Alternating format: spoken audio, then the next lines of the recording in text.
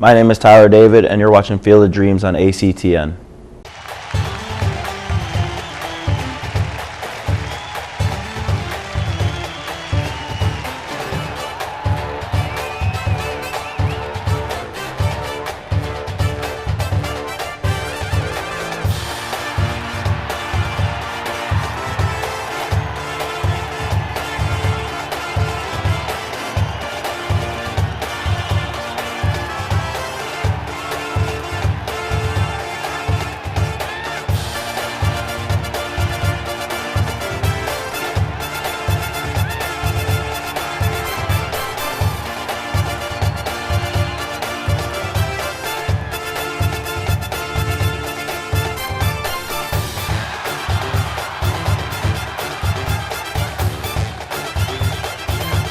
Hey everybody, welcome to Field of Dreams on ACTN.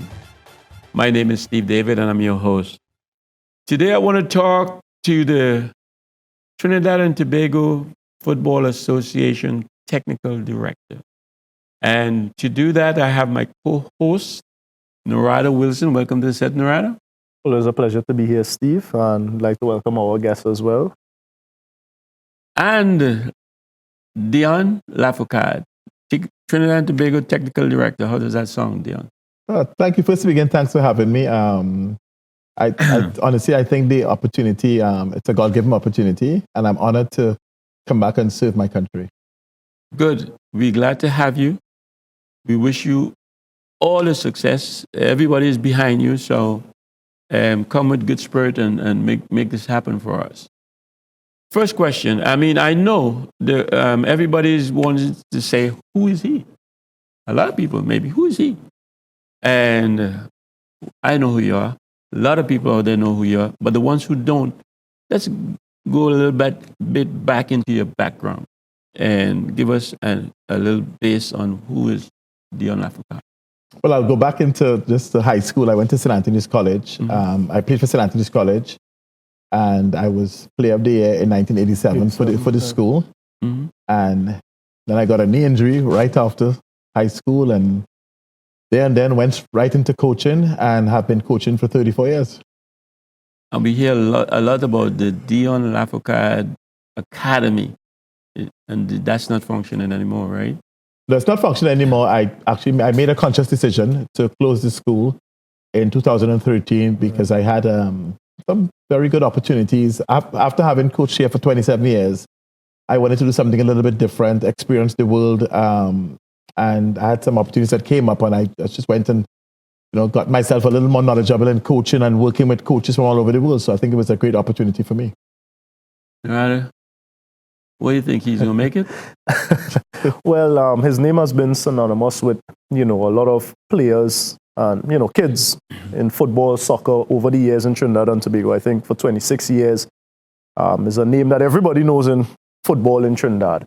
And he was resilient because the last 26 years in Trinidad, in a sport that, a lot of people have opinions about and create and have an influence in certain players' lives over the years, isn't easy. And then you went to the coals of the US, and you did, you withstanded that as well. So I think, God is on his side. He's been a positive guy, a positive influence, and I think he is the change that Trinidad and Tobago needs today. DION, I'm going to get to the point because you're the technical director of Trinidad and Tobago Football Association, and you have to fill a lot of big shoes. We have Lincoln Phillips was that, Gally Cummins was that, Arnold, yes. Anton Cornell was that. Even his father was, Alvin Cornell was also. How you think you fit in those shoes, man? How are you gonna? Well, first to begin, I have maximum respect for all of those names that you just called, and I've actually going to be reaching out to all the individuals and also all the stakeholders in Trinidad and Tobago football. I obviously been here for so long, and I have an idea of a sort of sound idea how things operate in Trinidad and Tobago football. It has, but at the end of the day, to see it get so low. But I think that, with the right things in place, Trinidad and Tobago football can be a flagship in not only in the Caribbean, but in CONCACAF again. No, you're going to set your own programs. You're going to, what, let me start. Yeah, what you think your duties are to make this work for? Well, the first thing I think I need to do is do a little bit more of a forensic study on what has been happening with the game over the last 10 years, which I have a fair idea, but I want to talk to the people who have really been involved and been down in the trenches, so to speak. One of the things I would love to do, and I think it's doable, is getting the coaches of Trinidad and Tobago to work together from the grassroots all the way to the senior team. We have to work together because obviously when Trinidad and Tobago qualifies for a World Cup, we are all very happy. There's a lot of Europe in the country. Everybody's happy, but it takes a lot of work. It doesn't take people working separately, right? They're obviously different coaching schools, different leagues, different tournaments, and so, but there must be a common goal. So from a scientific point of view, everything we must do must be, is this going to help the player in the end? If we start the younger players off now, because I also want to go into do a lot of work with the grassroots, coaches, a lot of work with the primary schools, a lot of work with the secondary schools, because if we don't get it right down below, 10 years from now, we'll be sitting here saying, when are we going to get started? Have you sat down with the TTFA president and the technical staff and all these people as yet? There was a meeting on Friday gone, and I actually came in on Friday and went straight to the meeting. But there was a meeting on Friday gone with all the national coaches. That was a very, very interesting meeting about the style of play, the philosophy. What do we want to identify Trinidad and Tobago players? That was a quite interesting meeting. I think guys this is what our players, this is our strengths, these are our weaknesses. But I've also been meeting with Keith Lecloy and in terms of the vision I have and what I would like to do and what they have in place. So I think it's going to be a great synergy because it makes no sense reinventing the wheel, right? That makes absolutely no sense reinventing the wheel. I'm obviously exposed to different levels of football, so to speak, and I think some of the things are very, very, that you can implement here very, very easily, but we all have to have the common goal. It's going to take resources to do because, and we have to have the right people working with the kids. So I think a lot of it will be coach education also, working with coaches and training coaches, not only doing local courses, but also doing courses with CFU and with CONCACAF and with FIFA. No, you think he doesn't know this is a different Trinidad and Tobago, man? Yeah, I was going to say, you've been in an environment where you were responsible for hundreds, if not thousands of coaches in the collegiate system or in the club level in the United States.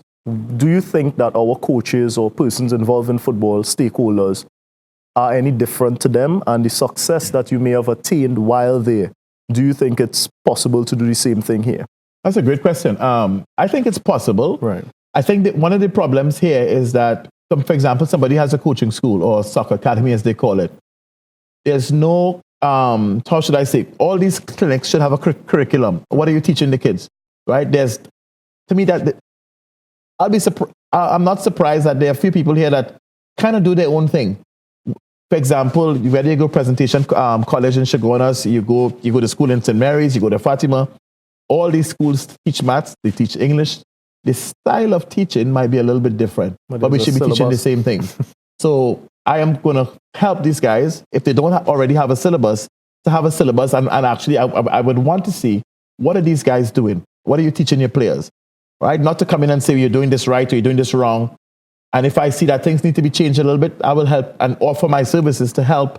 Because at the end of the day, we can't be doing different things because, and I think I listened to Keith speak also, and I think it was very wise in having the head coach of the under-15 be the assistant coach of the under-17s, the head coach of the under-17 be. So there's continuity all the way through. You don't want a player leaving under-15 and going up to under-17 and say, what you are saying as a coach is if that coach down below never said that. Or on the 17 player going to under-20, under-20 going to under-23. There must be a common thread. There must be a language.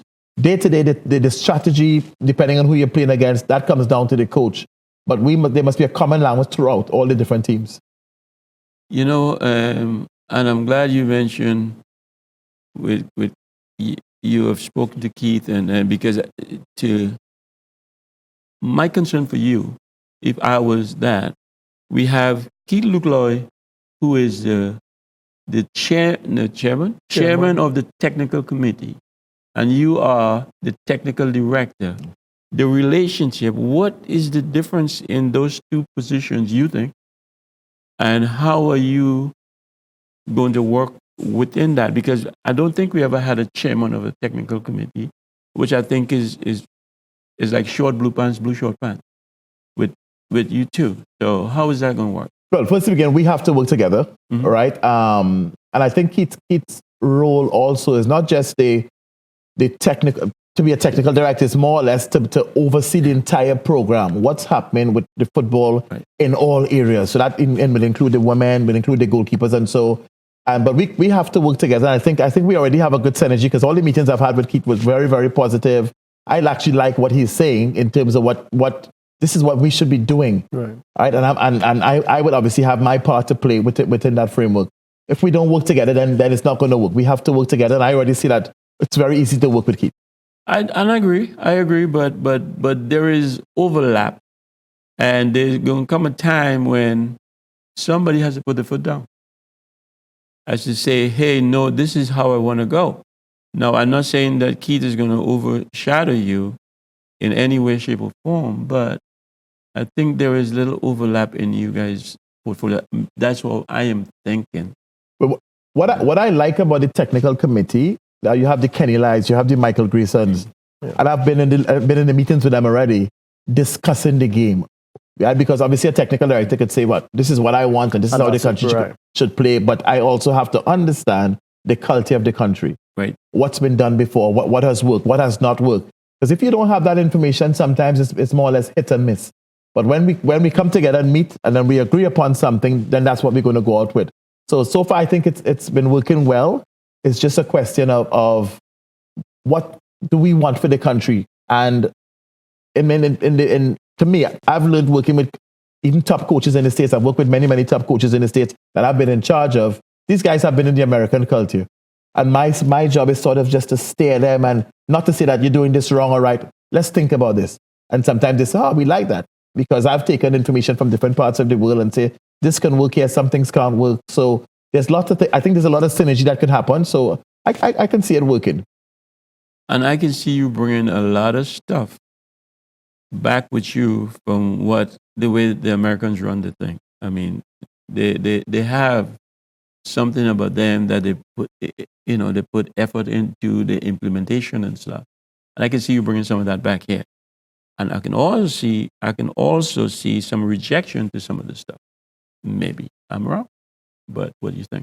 Well, I mean, always with change is very difficult.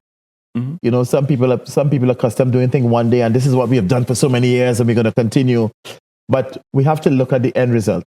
When we look at the end result, it's what have we been doing before? Is that getting our national teams on the 15, on the 17s, on the 20, consistently qualifying for Youth World Cups or qualifying for Olympics or qualifying? If it's not, then the height of lunacy is doing the same thing over and over and expecting a different result. That doesn't work.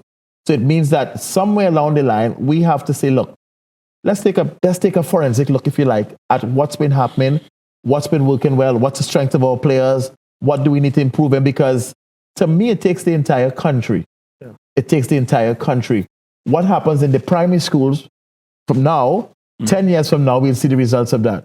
What happens in the secondary schools, we will see the result of it. So if we're not all on the same page, it's all going to be hit and miss. And then you really maybe get a Dwight York, maybe get a Russell Latapy, but one player is not going to make a team, right? So these players, to me, it's great about having the talent and so, but at the end of the day, if you're not tactical and understand the game tactical and be able to play the game at a speed that the game needs to be played at, because in my opinion, the problem that we have, once the game is sped up, we have a serious problem. We can't play the game that fast. So at CFU, the game is a bit slower. Now, having said that, other countries are feeling that Trinidad and Tobago is no longer a force.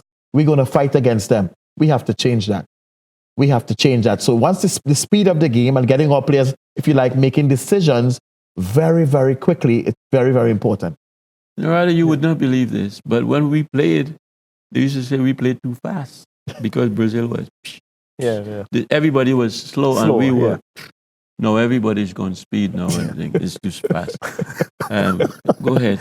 Yeah, no, I think that is, scientifically, the results have proven, and all these countries have made the step up into playing the game faster. The leagues, the English league is the fastest, in the world when they look at the speed these players play at, and our players have seen, our region more so because of the competition that we have immediately has seemed to fallen back or not gotten faster, Right. I think that is the issue.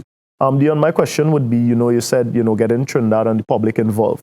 Do you think your involvement coming back to Trinidad has shed a positive light in terms of the public's opinion because of, the years that you've been involved? What has the reception been like since you've been back? Well, and I say this with all humility, and again, thank God for the opportunity. If I'm to go for my response, I went to the Oval to look at the men's tournaments, and quite a few people have been very, very happy that I'm back. I mean, quite a few people, and people who are not just trying to make me feel nice, really feel that we have hope. There's hope. DION is back. We're going to help do something. I don't have a magic wand, and I have to make that quite clear. I don't have a magic wand, and I'm not just going to wave it and at the end of the day trying to be good footballers, because it takes time. Development takes time, right? Development takes time. But there's a great amount of optimism, the amount of emails and messages I've been getting, right, about DION. I'm so glad you're back, and you made the sacrifice to come back home, and so it's been really, really a good response, to be honest. Now, how you answer the critics, but because I know this is just how we are. We are country critics, and how you answer to these people by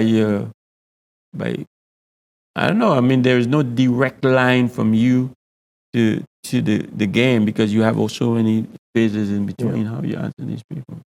And that's a great question also. I think people want results, and not just results, win or lose. That is ultimate. Yes, we are in this to qualify for World Cups and do well.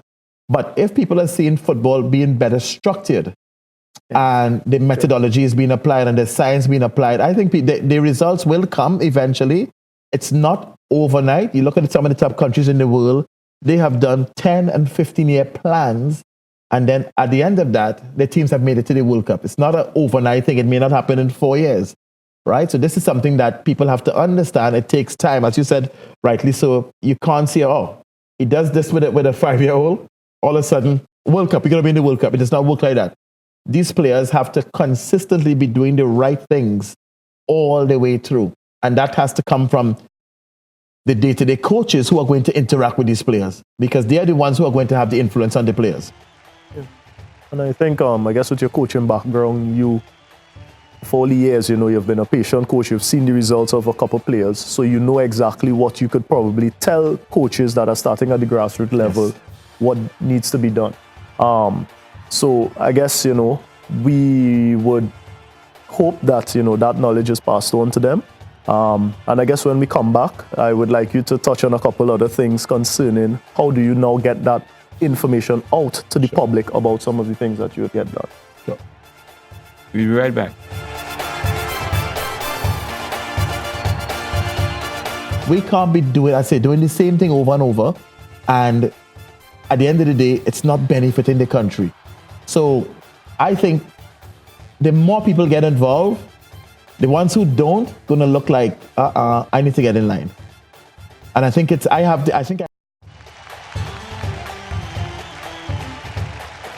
we, from those encounters together, and this was a North-South game to open the season. So the team might be playing well, as we always say with Trinidad and Tobago.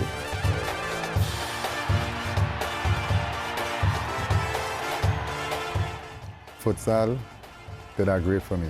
Okay, hey everybody. Welcome to another edition of Field of Dreams on ACTN. My name is Steve David. I'm your host.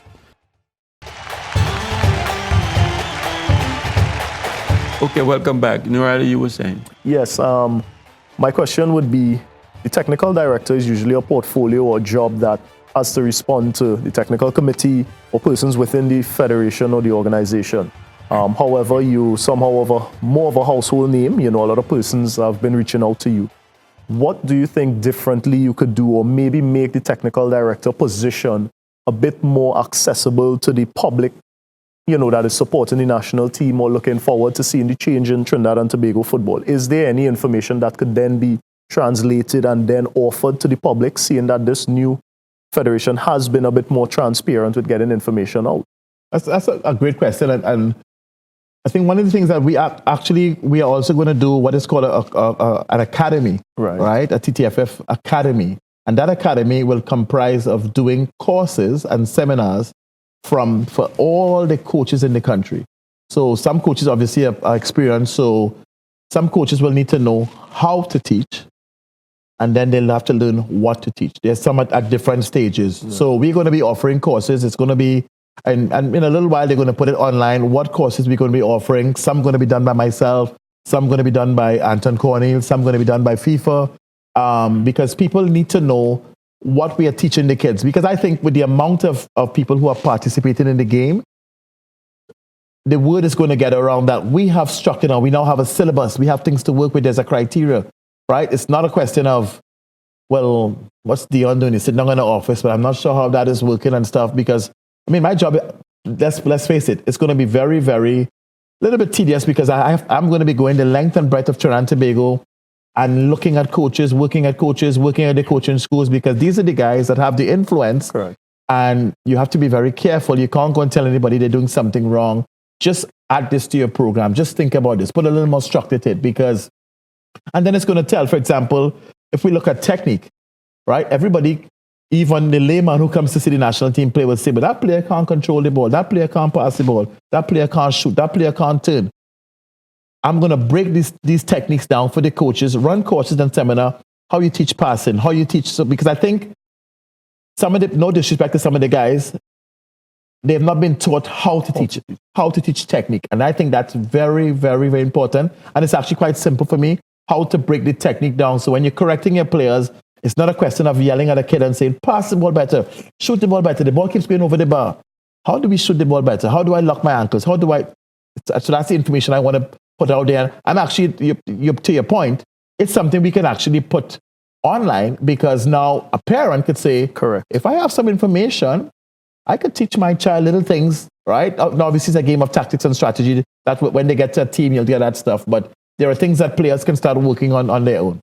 So talk about your implementation. I mean, how are you going to hit the ground running, and how are you going to continue your process to get from one to the next to the next? Right. So as I said before, like the things I'm doing is obviously meeting with the technical committee, and very, very soon I'm going to start looking at rolling out the grassroots programs, right? Looking at grassroots programs, looking at destructing the youth leagues, restructuring the youth leagues in Trinidad and Tobago, right? So again, we will have like a first tier, a second tier.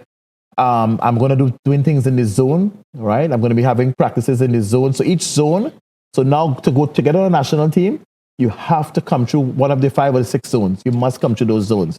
I'm going to set direct curriculum for what is being taught at these zones. Right. I think the zones is something that, Steve and they have been interested in for some time, because it's something that was there before, representing your zone or being known in your zone or having coaches involved with the zone that could then recommend players. But we were seeing for a very long time, especially in my era, players were just moving from whether it was just secondary school or club onto the national team, and sometimes persons within the communities may have never heard of said player because they never came through. There was no zonal football to the extent that it had before, and that is something that is important to going back to. If, as you said, there's no need to put anything new. It's just using what we already had and reinventing. Well, some of the coaches, okay, I know Steve David is coaching national team. I know there's zonal practice. I don't want to go through the zonal practice. I'll just go directly. Now that's going to be stopped. Now, having said that, you can have an Angus Steve who could be somewhere and see a player and said, hey, that kid looks special. I'm gonna give him a chance with the national team. So there are always players that somehow your net doesn't really catch everybody. But for the most part, most of the players will have to go through the zonal teams. So that way, the national coach, even when he has a national team established, he can go to the zone and say, who has improved after a few months? Because I don't think some players are late developers, as you know. So you don't say, well, these kids, I had a national screening. I didn't like that player. This will be an ongoing process. Because players, as you know, you look at a player at 15, look at them 17 and say, wow, look at the same player. So once they're doing structured work in the zones, then it's a way of the players improving, and I think that's the way to go. I heard you mention youth league, and ever since I returned to these shores, I've always said, because we don't have one here, and you said that because you outside in the U.S. and you saw on the weekend the whole country Yes. is with kids running in every field you can drive by and see them playing soccer. Well, football. So I don't know how you're going to get that working, because this is my issue here, and we don't have a youth league. And you mentioned youth league. So how is that going to happen? Well, I mean, there are many youth tournaments. I know there's a Pro League tournament, there's the Republic Cup, and so. But I think from discussions that we've been having, we're actually going to put a league out there and tell the teams they have to get their teams in the league. I think once you keep reminding players, this is what we, coaches and organizations, this is what we need to do to structure our football properly. People are going to come on board. People are eventually going to come on board, because we can't be doing the same thing over and over. And at the end of the day, it's not benefiting the country. So I think the more people get involved, the ones who don't going to look like, I need to get in line. And I think I have the ability to convince these coaches that this is what we need to do. We need to work together. This is for the betterment of the country. We can't play soccer or football for 2 months of the year and expect us to do well at CONCACAF and CFU level consistently. That can't work. So we have to work together. But you're right. And my point is, it's not, we say the coaches to do it and the things, the coordination. And the coordination should be under TTFA, yes, with all the different leagues, the Arima League, the PSFL, the SFL, whatever, and have a youth program every week, like AYSO, the yes. American Youth Soccer Organization. Yes. We don't have that. And I'm putting in a plug for that to happen. I don't know how you're going to make that happen, if you can. But I'm certainly going to give my, and people who know me, I'm going to put my best foot forward, and I'm going to really, really work hard. So it's a lot of meetings, a lot of convincing people that this is the best. And I think when guys look back and they say, look, because everybody feels happy when Trinidad and Tobago does well, whether it's male or female, right? Male or female teams, everybody feels very, very, very happy. And you know, which organization wouldn't like to know that, hey, I have a player there, or I've assisted a player there. That player was with me when they were small, and now they moved on, and so because they'll have to move on at some point. Everybody, I think, will want to be part of that. And I think now the country has been crying out for change. I think now is the time for it. You're right.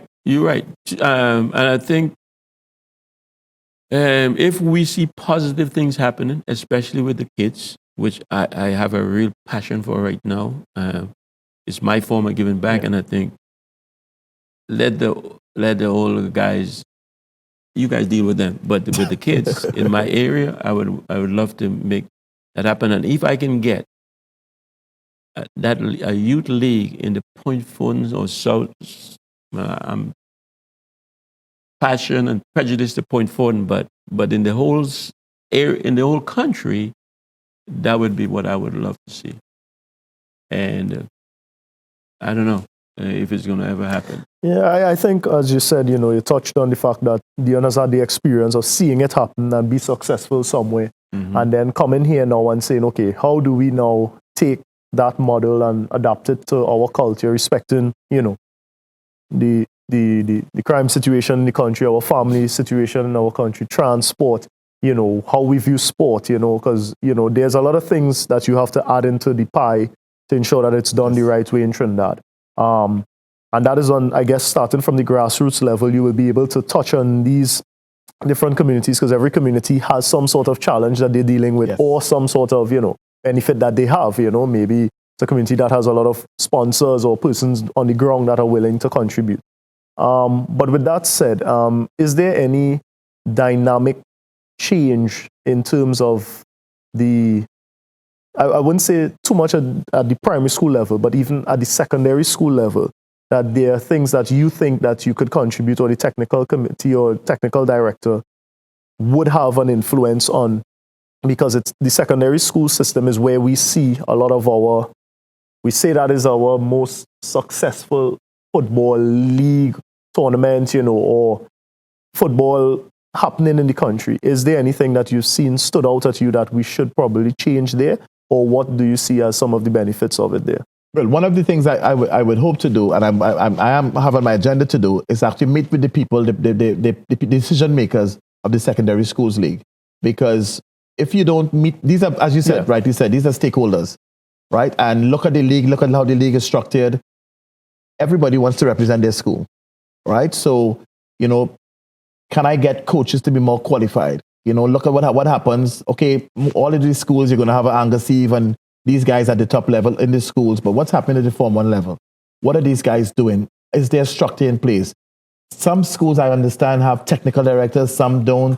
So again, can you bring structure to what happens at the secondary schools level? And if everybody's doing the same thing and the curriculum is sort of similar, then I think it all goes well.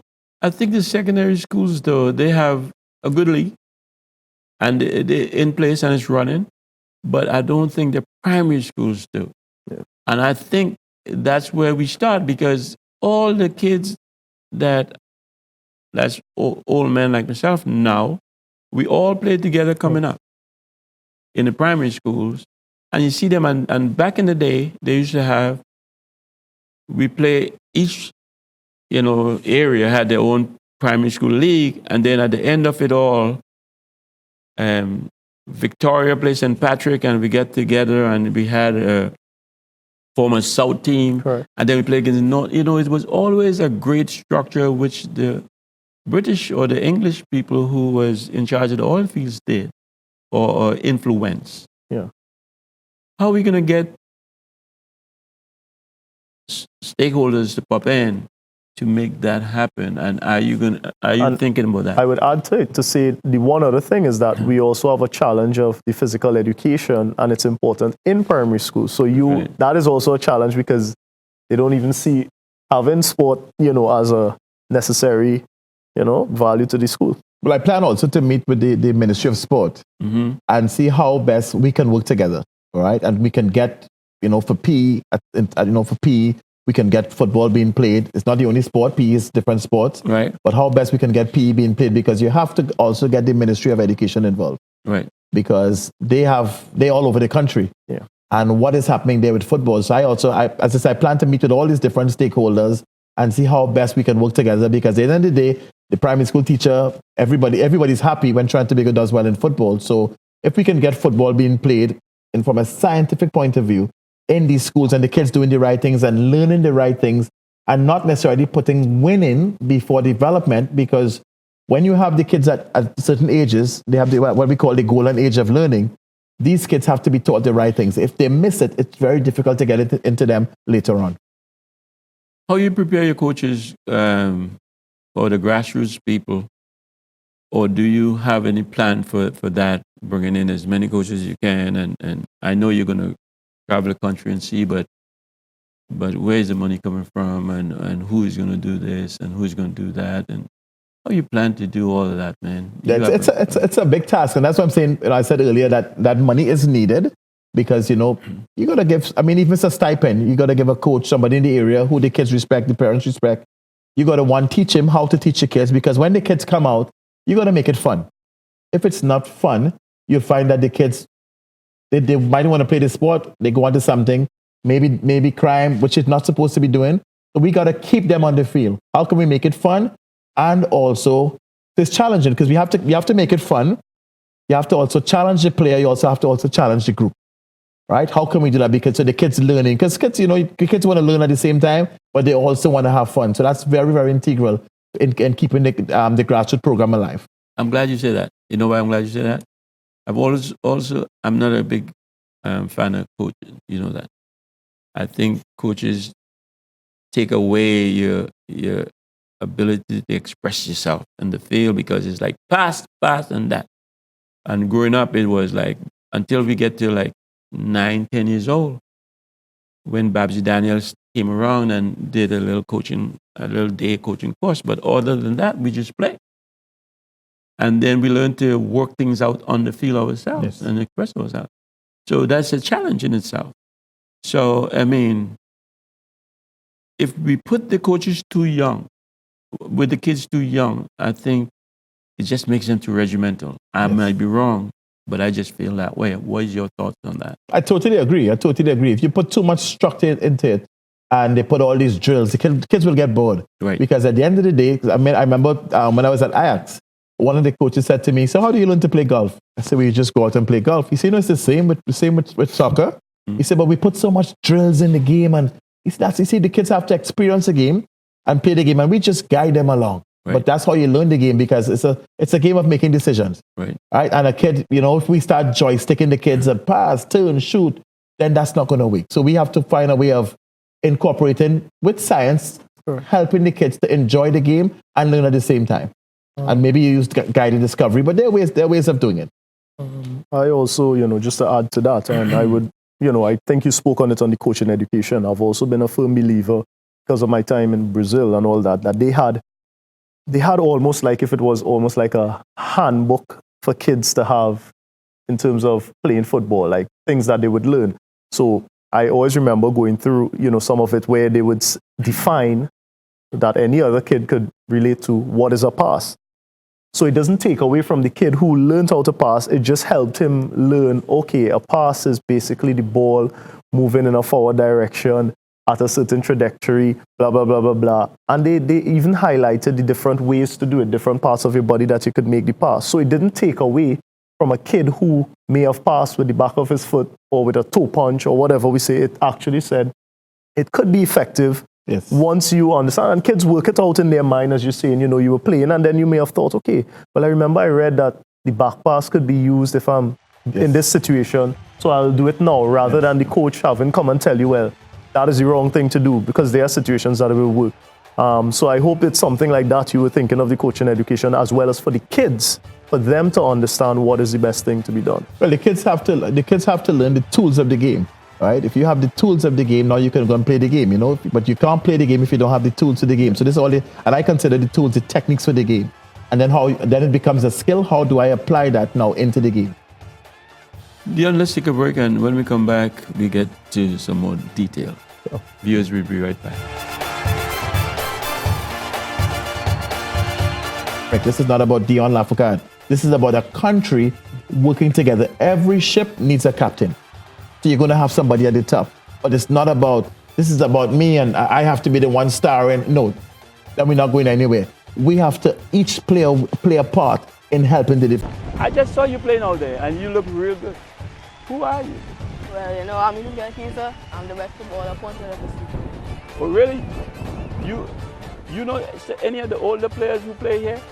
Well, I know Warren Akibal, Leroy Dillion. Stop. You know me? Boy, I was the best striker, the best forward that this country ever seen. Oh, Wilfred K. Boy, I'm Steve David, boy.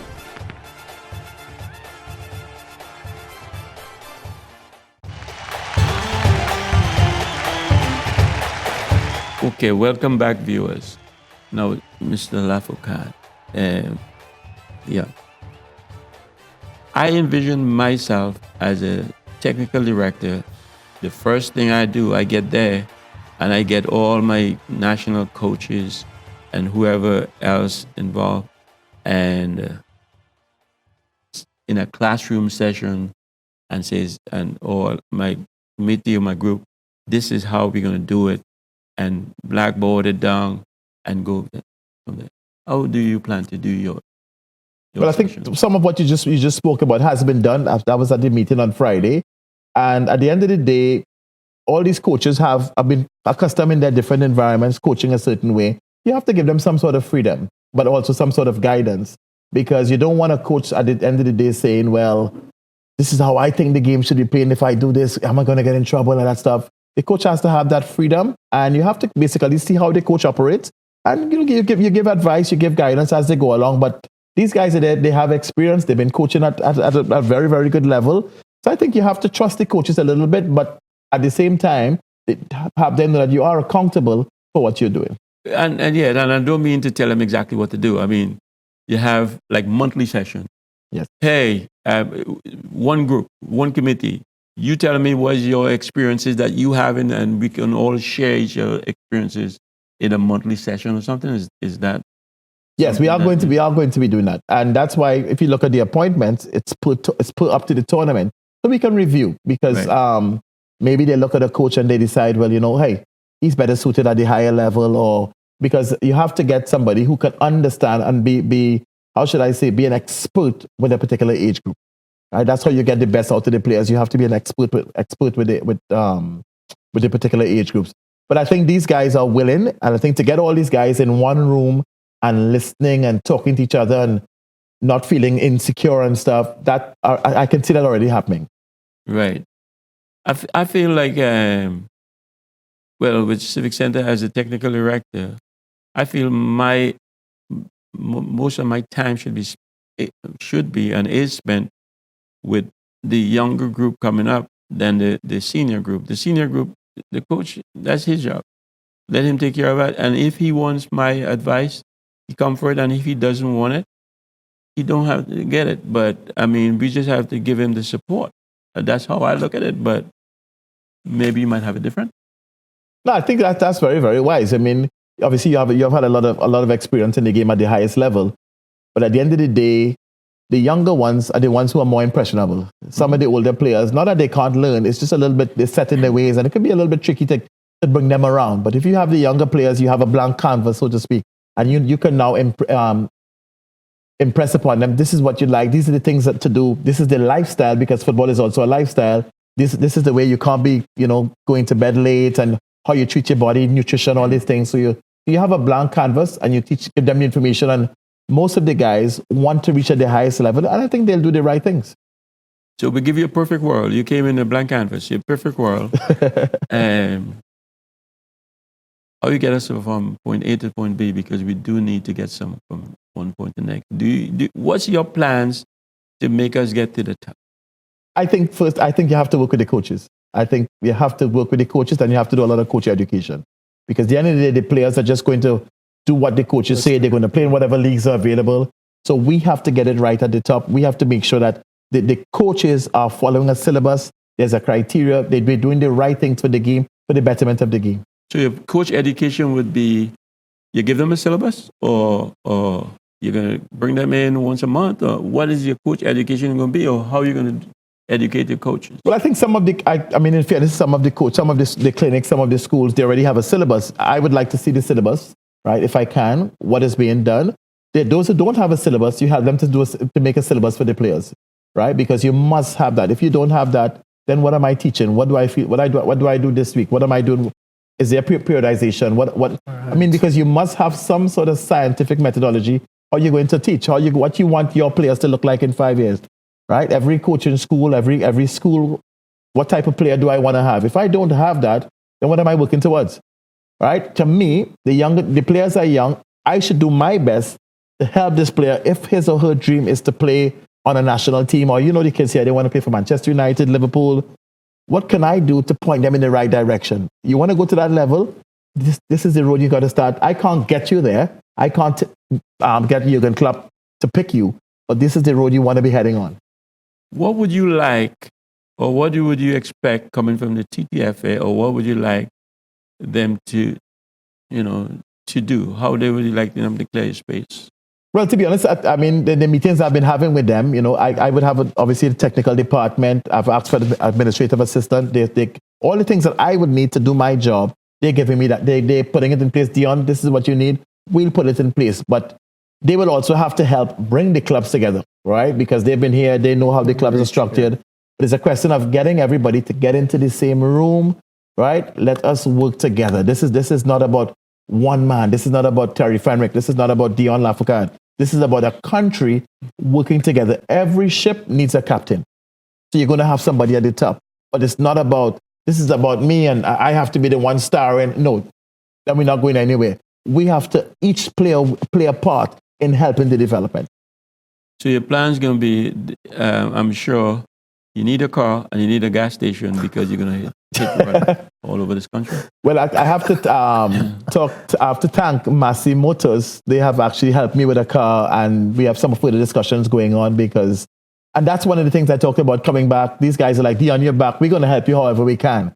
So already things are putting in place, and I'm thanking God for these people coming forward and say, DION, how can we help you? And things are looking really, really good. So the encouragement is there. It's a lot of work to be done. It wasn't done in one day, but I'm willing to have the sleepless night. I'm willing to go to the, for example, the guys in the Savannah, Charlie, the White, and all these different coaches. Why are you guys operating by yourselves? Try and come and get involved. How can we work together? And how can you bring the whole? I want you, DION. I would like you guys to work from the top of from the north to the south, from the east to the west, the whole country. Anything I can do to help in Point Fortin area, please call me because I've set it up.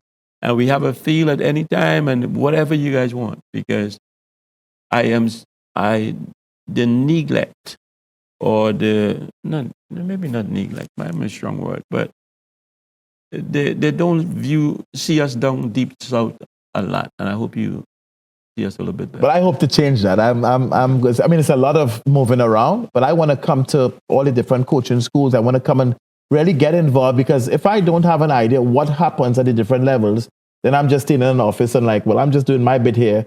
Because at the end of the day, if you can't affect everybody in the country who plays football at whatever level, now there are some people who would choose to just play recreational. Mm-hmm. They just want to play for fun, which is fine. But there are also quite a few people that want to go to the highest levels. So I'm there to help everybody. Right. Yeah, my question would have been, considering a lot, the opportunity you had in the States, the situation that we found ourselves in more recently in Trinidad and Tobago, and I threw this question, I think, at Heath Lecloy and Terry Fenwick as well. What was the deciding factor in accepting the job at the moment? Because from a financial standpoint, there were things to consider, where we are, you're going to be responsible for a time when we are what we consider our lowest. Is it because of the possibility of achieving or re-achieving what we had already and having your name behind that, or really seeing that at this point in time you think you've acquired all the necessary, tools, knowledge? I've seen the fact that you've spent time, in Europe, spent time in the US, spent time in South America. Is it that you think at this age, at this time, you were best suited for the job, or just the opportunity came about at, what would have been the deciding factor? That's a great question. That has one question with many different avenues, but first to begin, if it wasn't money, I wouldn't be here. Right. All right. Looking from the outside, you're seeing things going wrong with football, and you're saying, "Oh, we lose again. Oh, this is going wrong. That's going wrong." I just felt it was in my spirit that it was time to go back and help. Right. I have good offers away. I have good offers, but at some point in time, you got to put your hand to the plow. I remember His Excellency Anthony Kimona told me that once you have an opportunity to represent your country and it comes up, it's something you should really consider taking up. And that's something I decided that, what, I think now is the time. Now is the time to come back and help, because I could say I've stayed on the outside. Some people were actually surprised that I came back. DION, you gave up all that to come back. You know what? Yeah, let me come and see what I can help. Because if you just stay on the outside and criticize, we are full, as you said earlier, a country that people just criticize and how bad we're doing. But if you can help in any way, and I feel I can help in some way, yeah, I took the opportunity and here I am. Yeah, because there's richness is in here, not the dollars and cents. So true. And the passion you give back for your country is unmeasured. So we're glad to have you, and I'm glad you're here. I mean, because I know you have a yeoman task ahead of you. I'm preparing you for that. I want to see you do well, but you have to convince a lot of people. Yeah, definitely. I have to convince a lot of people, and that's part of the job, right? That's part of the job of, as you know, coaching. You're convincing your players that this strategy, this philosophy is what our team needs to do right now. Because you get a player, coach, let's do this, let's do that. No, let's try this. If it doesn't work, look, because you can't just tell a player, no, I'm not going to do what you said, because then you lose the player for the season. Right. But at the end of the day, the player understands that the ship must have a captain. And we're going to try things. And I think I'm able to at least have a discussion right? Have a discussion with people, and hopefully they see where we can end up, what our potential says. And I see the glass half full. I've always seen it half full. But you always bring out some good words and trigger off things in my head. Captain, a good captain. The ship has to have a good captain. But I am seeing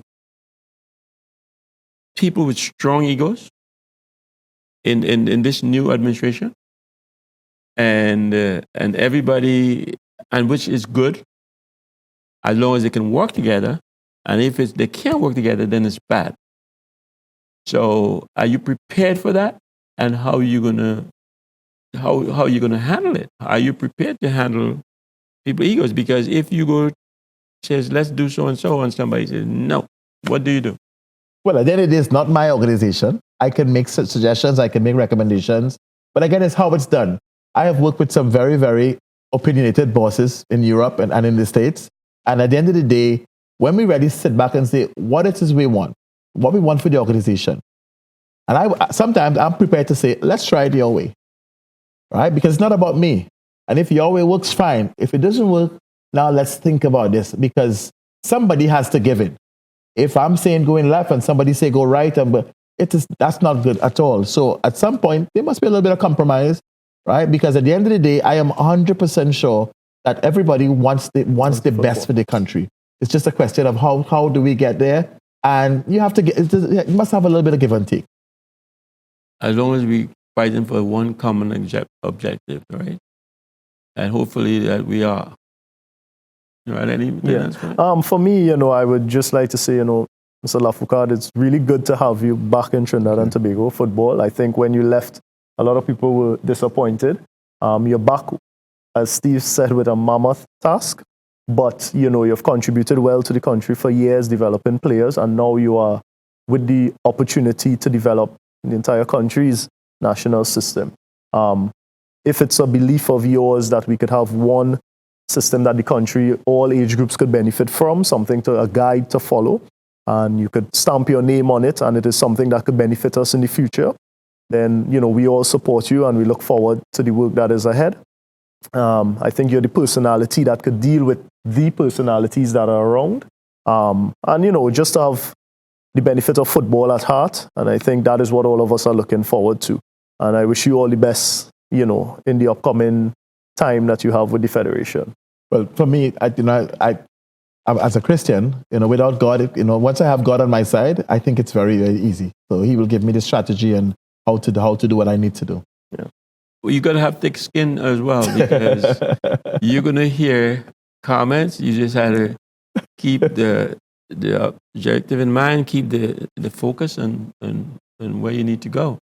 Any closing remarks that you would like to share with the viewers that we didn't even bring out? Well, having the opportunity, I'd like to encourage all the coaches, all the stakeholders in the game, whether the fans, all the stakeholders in the game. Let us really put our best foot forward in whatever field we have influence, and for the common goal of the country. And I think once we do that, and we don't, I love what you said just now. It's not about self. I think we can move the bar higher. We can keep moving the bar higher. It's going to take some time, but we can definitely move the bar higher. DION, the one thing that I recognize is sometimes they give us portfolios and it's so broad, or we don't even understand it ourselves. And I don't even really understand the technical director portfolio, because there's so much thing, and I don't have enough time on this show to even discuss that. But you have a lot of big shoes to fit, and a lot of big people have walked in those. And as a player, as technical directors, as presidents, and everybody. So there's a lot of people, there's a lot of confusion in your way for you to do your job. Well, let me add also that I have had quite a few top coaches in the world, without calling, name dropping, quite a few top coaches in the world who have said, DION, we are there to assist you at our beck and call. Mm-hmm. Right? Quite a few people. And what help you need, DION? And I'm very, very excited about that, because this is not a DION thing, right? We have a lot of help, a lot of scientific help. These guys have run big clubs, big countries in the world, and they're willing to help me, and I'm willing to take the advice. Because again, it's not about DION, it's about how can we what is best suited, what's the best strategy in the shortest possible time. Good. And keep the faith that I know you have. I wish you all the best. Thank you very much. Thank you so much for coming on the show. Anything I can do to assist you, to help you, feel free to call on me. Because the one thing I want is the best for this country and for the kids of this country. And continues good success. Thank you. Appreciate it very much. All right. Narada, thank you for being here, sir. Always a pleasure, Steve. Appreciate you. ACTN, thanks for giving us the opportunity. And viewers, thanks for tuning in. The show comes on at 8 on a Monday night, every Monday night, and we finish at 9. We do repeat on a Tuesday at 1. We have a Facebook page. You can check us out. And we do have an email address, fieldofdreamstt@gmail.com, where you can drop us a line. Show is ended. Go in peace. I'm Steve David. Good night.